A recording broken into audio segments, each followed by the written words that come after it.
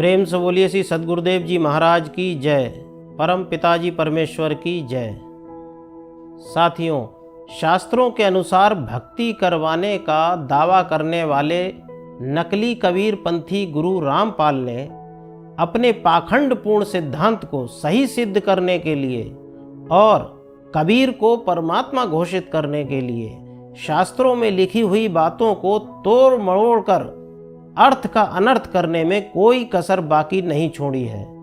आज हम आपको बताएंगे कि किस प्रकार रामपाल ने शास्त्रों के साथ छेड़छाड़ करके अपनी पाखंड की दुकान सजाई है।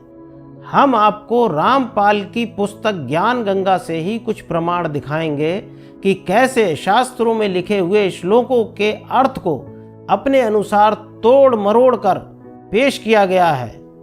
यह देखिए, श्रीमद् भगवद गीता का यह श्लोक है। अव्यक्तम व्यक्तिमापन्नम मन्यते माम बुद्धया परम भाव मजानन्तो ममाव्ययमनुत्तमम्।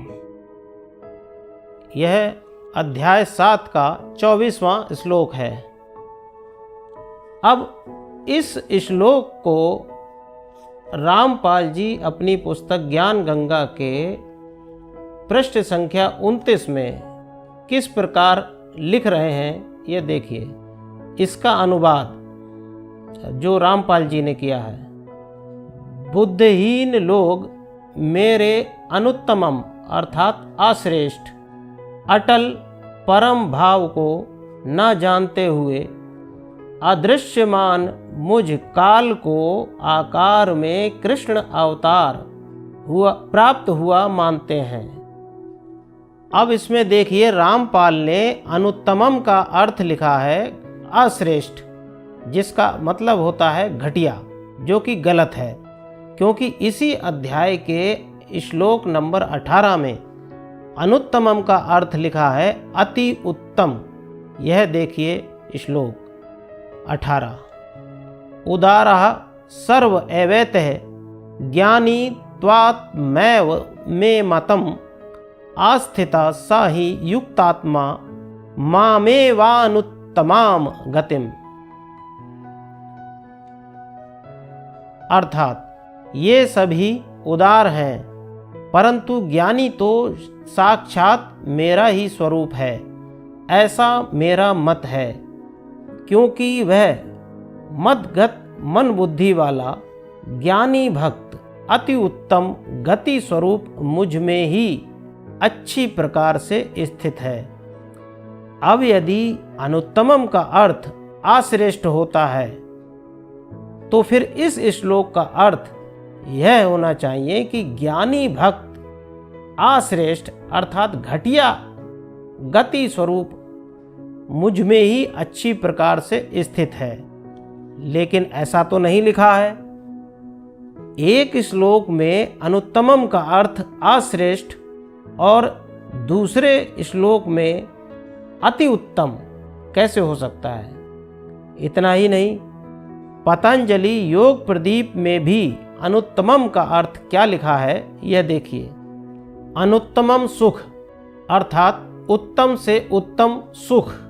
अब देखिए श्लोक नंबर 24 का सही अर्थ श्रीमद् भगवद गीता में।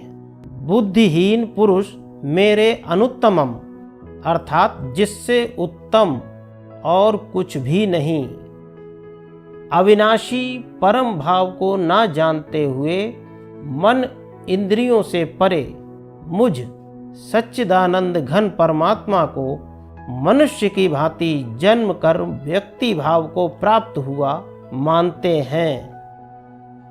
तो यह हुआ श्लोक का सही अर्थ, जिसे रामपाल ने गलत तरीके से अपनी किताब में लिखा है।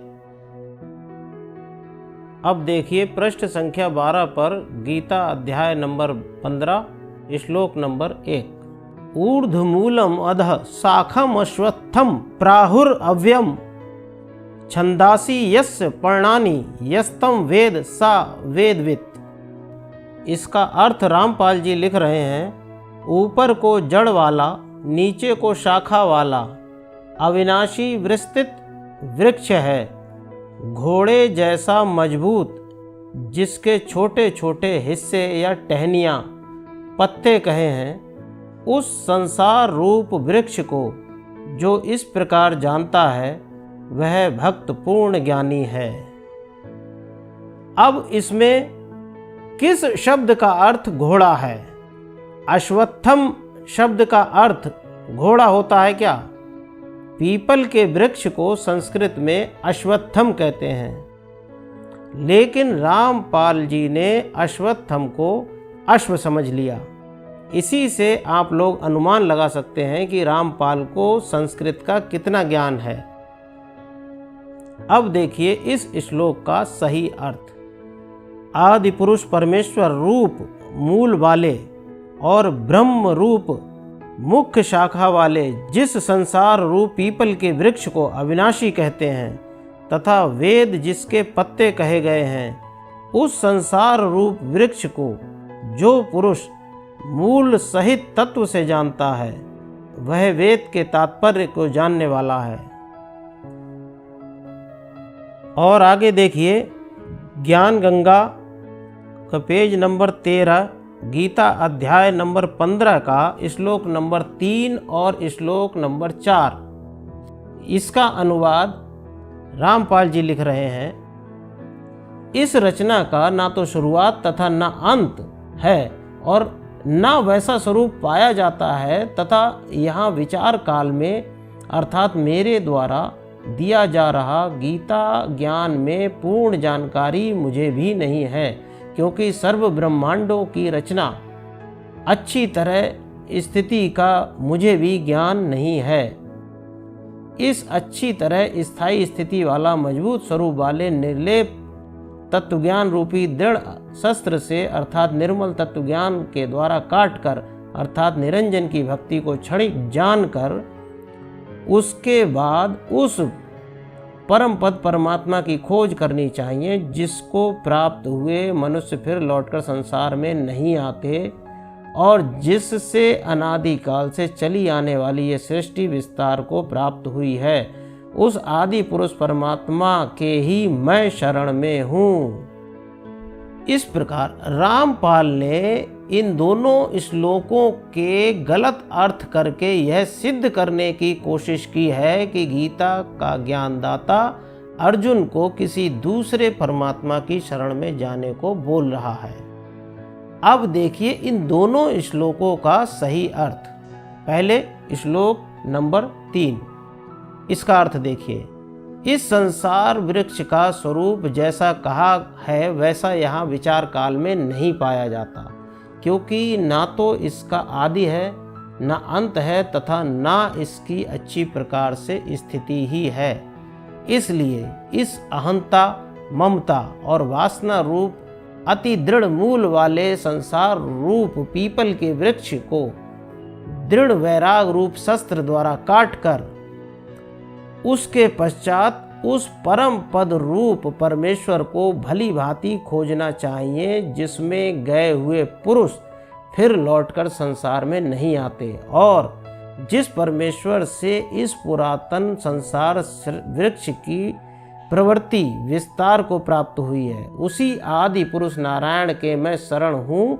इस प्रकार दृढ़ निश्चय करके उस परमेश्वर का मनन चिंतन करना चाहिए।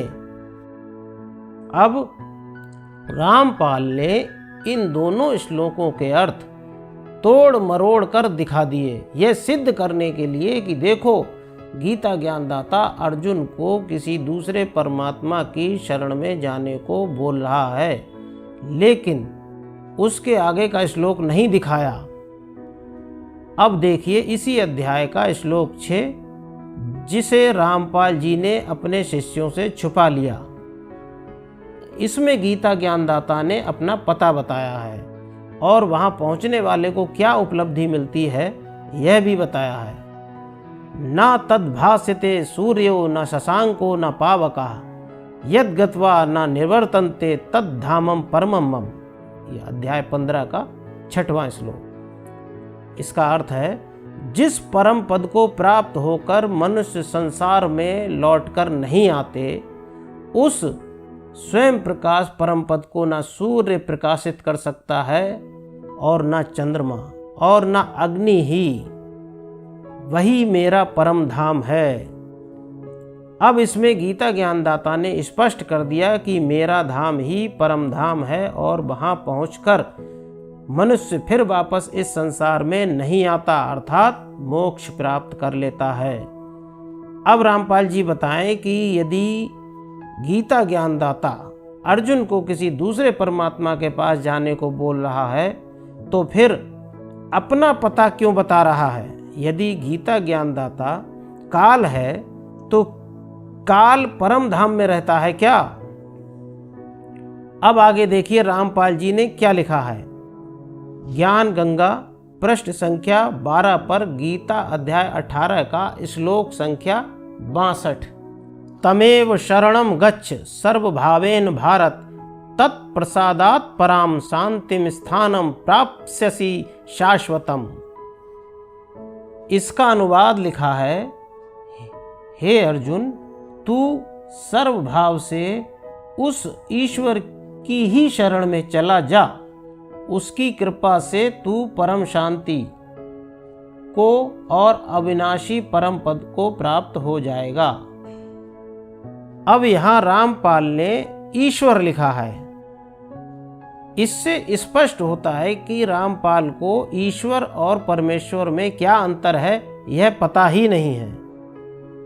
खैर, अब देखिए इस श्लोक का सही अर्थ। हे भारत, तू सब प्रकार से उस परमेश्वर की ही शरण में जा, उस परमात्मा की कृपा से ही तू परम शांति को तथा सनातन परम धाम को प्राप्त होगा। अब यहाँ इस श्लोक को दिखाकर रामपाल ने फिर उसी बात को सिद्ध करने की कोशिश की है कि गीता ज्ञानदाता अर्जुन को किसी अन्य परमेश्वर की शरण में जाने को बोल रहा है, जबकि इसी अध्याय में श्लोक संख्या 65 और 66 में सब कुछ एकदम स्पष्ट कर दिया है। देखिए भगवद गीता अध्याय 18 श्लोक संख्या 65। मन्मना भव मद भक्तो मद्याजी माम नमस्कुरु, मामे वैश्यसी सत्यम ते प्रतिजाने प्रियोसी में। हे अर्जुन, तू मुझ में मन वाला हो, मेरा भक्त बन, मेरा पूजन करने वाला हो और मुझको प्रणाम कर। ऐसा करने से तू मुझे ही प्राप्त होगा। यह मैं तुझसे सत्य प्रतिज्ञा करता हूँ, क्योंकि तू मेरा अत्यंत प्रिय है। यह क्या बोल रहा है गीता ज्ञानदाता? किसकी पूजा भक्ति करने को बोल रहा है? इस श्लोक को जानबूझकर रामपाल जी ने अपने चेलों से छुपा दिया। और देखिए ज्ञान गंगा के पृष्ठ संख्या 206 पर गीता अध्याय 18 का श्लोक संख्या 66, जिसका अर्थ ही बदल दिया है रामपाल ने। यह देखिए, सर्वधर्माणि परित्यज्य मामेकं शरणं व्रज, अहम त्वा सर्व पापेभ्यो मोक्षयिष्यामि मा शुचा। अब इसका अर्थ रामपाल जी ने लिखा है, मेरी संपूर्ण पूजाओं को त्याग कर तू केवल एक उस पूर्ण परमात्मा की शरण में जा, मैं तुझे संपूर्ण पापों से छुड़वा दूंगा, तू शोक मत कर। यह वो अर्थ है जो रामपाल ने अपने चेलों को समझाया है, एकदम गलत और पाखंडपूर्ण। अब देखिए इस श्लोक का सही अर्थ। संपूर्ण धर्मों को अर्थात संपूर्ण कर्तव्य कर्मों को मुझ में त्याग कर तू केवल एक मुझ सर्वशक्तिमान सर्वाधार परमेश्वर की ही शरण में आ जा, मैं तुझे संपूर्ण पापों से मुक्त कर दूंगा, तू शोक मत कर। इस श्लोक की विस्तृत और प्रामाणिक व्याख्या आदरणीय रोहित शुक्ला जी ने अपने वीडियो में की है, आप लोग अवश्य देखें। अब देखिए रामपाल के पाखंड का एक और नमूना। ज्ञान गंगा के पेज 177 पर देखिए, विराट रूप क्या होता है। ये देखिए, आप दिन के समय या चांदनी रात्रि में जब आपके शरीर की छाया छोटी, लगभग शरीर जितनी लंबी हो या कुछ बड़ी हो, उस छाया के सीने वाले स्थान पर 2 मिनट तक एकटक देखें, चाहे आंखों से पानी भी क्यों न गिरे।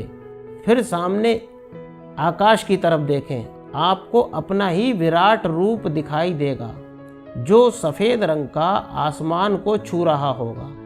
इसी प्रकार प्रत्येक मानव अपना विराट रूप रखता है, परंतु जिनकी भक्ति शक्ति ज़्यादा होती है उनका उतना ही तेज अधिक होता जाता है। शास्त्रों के अनुसार भक्ति करवाने का दावा करने वाले रामपाल जी बताएं कि क्या गीता में भगवान श्री कृष्ण जी ने अर्जुन को इसी प्रकार छाया दिखाकर विराट रूप दिखाया था? विराट रूप की ऐसी परिभाषा किस शास्त्र में लिखी है? भगवान श्री कृष्ण जी ने अर्जुन को कैसा विराट दिखाया था? देखिए अध्याय 11 के श्लोक संख्या 7। हे अर्जुन, अब इस मेरे शरीर में एक जगह स्थित चराचर सहित संपूर्ण जगत को देख, तथा और भी जो कुछ देखना चाहता हो सो देख। यह होता है भगवान का विराट स्वरूप, जिसमें चराचर सहित संपूर्ण जगत परमात्मा के एक अंश में दिखाई देता है। श्रीमद् भगवद गीता के अध्याय 11 में भगवान के विराट स्वरूप का वर्णन है, आप लोग देख सकते हैं। साथियों, इन सभी प्रमाणों से यह स्पष्ट हो रहा है कि रामपाल ने किस प्रकार शास्त्रों में लिखे हुए श्लोकों का अनर्थ करके जनमानस को मूर्ख बनाने की कोशिश की है। वास्तव में रामपाल का तथाकथित ज्ञान शास्त्रों के अनुसार नहीं, बल्कि शास्त्रों के बिल्कुल विपरीत और पाखंड से भरा हुआ है। कोई भी व्यक्ति यदि शास्त्रों को ध्यान से पढ़ेगा तो बड़ी आसानी से रामपाल के पाखंड को पकड़ लेगा। अंत में हम सभी सनातनी भाइयों से निवेदन करेंगे कि रामपाल द्वारा लिखी हुई ऐसी ही अनेक पाखंड से भरी हुई पुस्तकें समाज में वितरित की जा रही हैं। उन्हें जहाँ कहीं भी देखें तत्काल नष्ट कर दें और उन्हें वितरित करने वालों के विरुद्ध कठोर कानूनी कार्यवाही करें। इसके साथ ही हम सभी राज्य सरकारों तथा केंद्र सरकार से भी निवेदन करेंगे कि धर्म के नाम पर पाखंड फैलाने वालों तथा सनातन धर्म को दीमक की तरह चाटने वाली प्रत्येक विचारधारा को फैलने से रोकने के लिए तत्काल उचित कार्यवाही करें, क्योंकि सनातन धर्म है तो भारत है। इस वीडियो में इतना ही, अगले वीडियो में फिर मिलेंगे। जय प्रभु सदानंद जी, जय श्री कृष्ण, जय श्री राम।